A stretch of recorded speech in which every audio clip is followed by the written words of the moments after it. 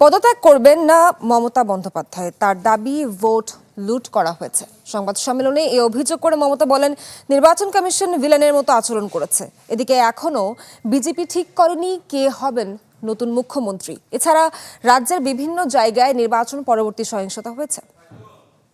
Gave a message to somebody before 15 days ago, ये चुनाव counting में खेल होगा, that I am having with me.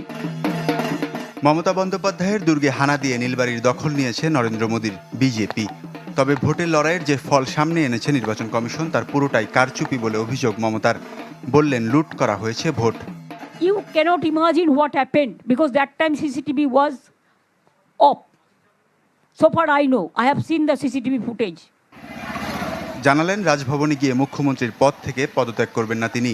কলকাতার কালীঘাটের বাসভবনে সংবাদ সম্মেলনে কথা বলেন তিনি। কেন, কিসের জন্য? আমরা তো হারিনি যে যাব। হারলে আমি যদি শপথ নিতে যেতাম তাহলে আমি রেজিগনেশনটা করতাম। এখন তো কোয়েশ্চেন ডাজন্ট অ্যারাইজ। নির্বাচনে কারচুপির দায়ভার দেন মুখ্য নির্বাচন কমিশনারকে। কমিশনকে ভিলেন হিসেবে আখ্যায়িত করেন তিনি। দাবি করেন, যাবতীয় কলকাঠি নাড়া হয়েছে দিল্লি থেকে। When election commission is biased, when government of India wants only one party rule, then how the people will get justice? এদিকে নিরঙ্কুশ জয়ের পর রাজ্য জুড়ে চলছে গেরুয়া শিবিরের উল্লাস। রং খেলায় নেচে গিয়ে মিষ্টি বিতরণ করে উল্লাস করছেন বিজেপির নেতাকর্মীরা।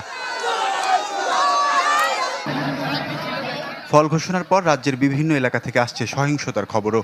জামুরিয়া এলাকায় তৃণমূল কংগ্রেসের কার্যালয়ে অগ্নিসংযোগ ও ভাঙচুর করেছে দুর্বৃত্তরা। পুড়িয়ে দেওয়া হয়েছে কার্যালয়ের নথিপত্র। পরে পুলিশের হানায় পালিয়ে যায় হামলাকারীরা। এদিকে কে হবেন পশ্চিমবঙ্গে বিজেপির নতুন মুখ্যমন্ত্রী, তা চূড়ান্ত করতে হবু বিধায়কদের নিয়ে বৈঠকে বসবেন কেন্দ্রীয় স্বরাষ্ট্রমন্ত্রী অমিত শাহ। জরুরি এই সিদ্ধান্ত গ্রহণে অমিত শাহের সাথে থাকবেন ওড়িশার মুখ্যমন্ত্রী মোহন চরণ মাঝি। বিজেপির নতুন সরকারের শপথ গ্রহণ নিয়ে এখনো আসেনি আনুষ্ঠানিক ঘোষণা। কেন্দ্রীয় নেতৃত্বের বৈঠকের পরই জানা যাবে শপথের তারিখ। ওয়ালিউল্লাহ ফারুক, চ্যানেল 24।